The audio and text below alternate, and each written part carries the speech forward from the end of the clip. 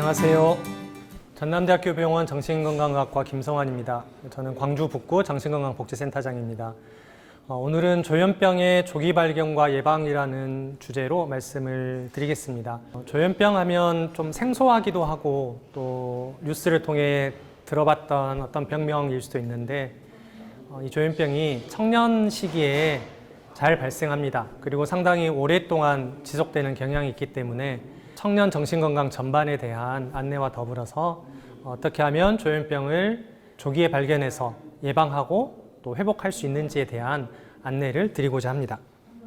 우리 주변에 보면 다양한 친구들이 있습니다. 어떤 학생은 말수가 적고 내성적이고 굉장히 이제 조용한 학생이 있고요.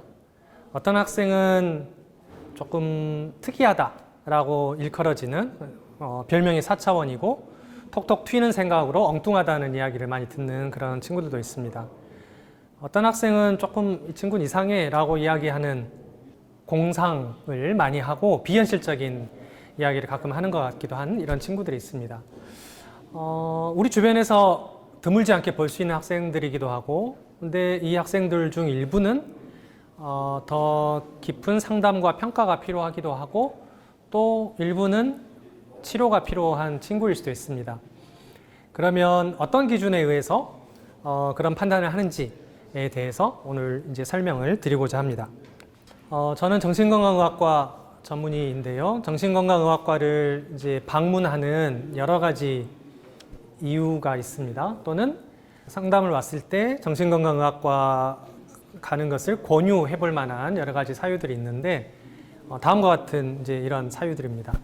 잠이 잘 안 온다, 불안하다, 뭘 해도 재미가 없다, 기분이 가라앉고 외롭다, 짜증이 난다, 스트레스가 너무 많다, 불안해서 자꾸 뭔가를 이제 확인해야만 한다, 산만하고 집중이 잘 안 된다, 사람들이 나를 괜히 싫어하는 것 같다는 생각이 들어서 좀 위축이 된다, 작은 소리에도 예민하고 깜짝깜짝 잘 놀랜다, 그리고 머릿속에서 하고 싶지 않은 생각이 자꾸 맴돌아서 떨쳐내기가 어렵다.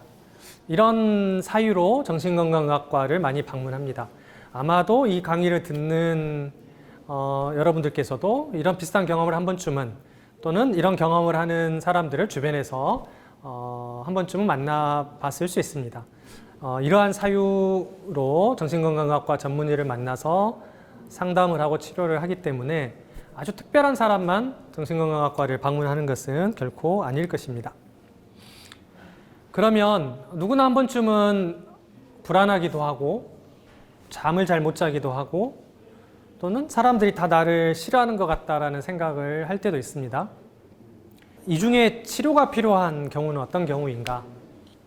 크게 두 가지 기준에 의해서 결정을 할 수 있습니다. 첫 번째는 얼마나 불편하고 고통스러운가라는 기준에서 결정을 할 수 있겠고, 두 번째는 얼마나 그런 문제로 인해서 내 생활의 기능이 떨어져 가는가 라는 관점에서 판단을 할 수 있습니다.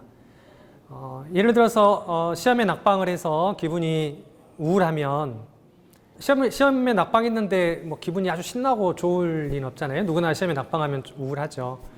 근데 상담과 치료를 받아야 하는 상황이다라고 판단하는 데는 첫 번째, 그 우울 기분 때문에 너무 고통스럽다. 그리고 그 우울 기분이 하루 이틀 그러는 게 아니라 1, 2주 이상 굉장히 오랫동안 그렇다라는 관점이고요. 두 번째는 집에서는 우울했는데 학교를 가니까 또 출근을 하니까 금세 잊어버리고 또 하던 일에 집중할 수 있다라고 하면 괜찮은데 학교를 갔는데도 그 힘들었던 일들이 계속 머릿속에 떠오르면서 수업을 듣는데도 사람들과 이야기하는데도 계속 방해를 받는다.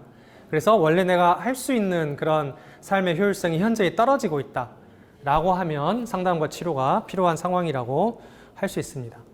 정리하면 얼마나 고통스럽게 오랫동안 지속이 되는가, 두 번째는 그로 인해서 내 삶의 효율성과 기능이 얼마나 떨어지는가, 이 두 가지 관점에서 정신의학적인 정밀 평가나 치료가 필요한지를 결정할 수 있겠습니다. 앞서 제가 조현병은 청년 시기에 많이 발생한다라고 말씀드렸죠. 조현병뿐만 아니라 다양한 정신 건강의 문제가 20대 전후, 10대 후반, 20대 초반 청년 시기에 많이 생기게 됩니다. 그래서 여기 나와 있는 그래프는 연령에 따른 질병 부담에 대해서 보여주고 있는데요. 질병 부담이라고 하면 그 병 때문에 얼마나 힘들고 그로 인해서 사회적, 경제적 그 손실이 많이 발생하는가를 환산한 것이 질병 부담입니다. 그런데 이제 20대의 질병 부담은 노란색으로 지금 표시되어 있는데 전체 질병 부담의 절반 이상이 정신 건강에 의한 부담인 것을 볼 수 있습니다. 신체 건강에 의한 부담은 굉장히 적죠. 이제 나이가 들어가면 암이라든가 심장병이라든가 여러 신경학적 질환들이 많이 발생합니다. 그래서 청소년 청년 시기에는 의학적 도움을 받는 상황이다라고 하면 절반 이상은 정신건강 문제의 도움이 필요한 경우이다라고 볼 수 있습니다. 그렇기 때문에 우리가 청소년 청년 시기에 정신건강 문제에 대해서 굉장히 관심을 기울여야 되고 조기에 문제들을 찾아서 문제가 더 커지지 않도록 노력을 할 필요가 있습니다.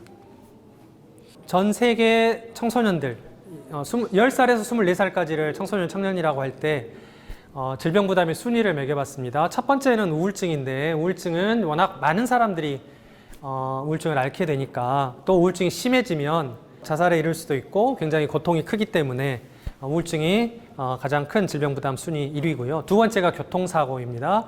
세 번째가 조현병이고 네 번째가 조울증, 폭력, 알코올 문제, 에이즈, 자해, 결핵, 호흡기 감염의 순서입니다. 보시다시피 절반 정도가 정신건강에 관련된 문제이죠. 그리고 조현병으로 인한 질병 부담은 교통사고만큼의 크기를 가지고 있고 에이즈나 결핵보다 더 큰 부담을 가지고 있습니다. 우리가 일생을 살면서 교통사고를 당할 수도 있다는 생각을 하죠. 그리고 주변에 결핵이라든가 폐렴이라든가 이렇게 앓는 사람들을 드물지 않게 보잖아요. 근데 그런 것만큼이나 그런 것보다 더 빈번하게 더 큰 부담으로 조현병은 청년들의 정신건강을 위협하고 있습니다. 그렇기 때문에 조현병이 아주 먼 이야기다라고 생각을 하기보다는 우리 주변에 또 나와 관련된 이야기다라는 생각을 하고 오늘 강의를 함께 하면 좋을 것 같습니다. 그래서 지금 보여지는 슬라이드에 나와 있는 이 5가지가 오늘 이제 드릴 말씀의 가장 중요한 핵심이라고 할 수 있습니다. 조현병은 조기 발견하고 조기 치료를 하면 충분히 예방하고 회복할 수 있다. 이것이 오늘 이제 제가 드릴 수 있는 중요한 메시지입니다. 첫 번째는 누구나 조현병을 경험할 수 있습니다. 그런데 조기에 치료를 시작하면 어렵지 않게 회복할 수 있습니다. 대부분이 청소년과 청년 시기에 증상이 시작이 됩니다. 그때가 치료의 골든타임이고 이때를 놓치지 않는 것이 회복의 지름길이고 이때 치료의 기회를 놓치면 질병이 만성화됩니다. 그렇기 때문에 조기 발견이 중요합니다. 그리고 조기 발견, 특히 적절한 약물 치료, 조기의 약물 치료를 잘 하는 것이 회복의 지름길이자 왕도이다.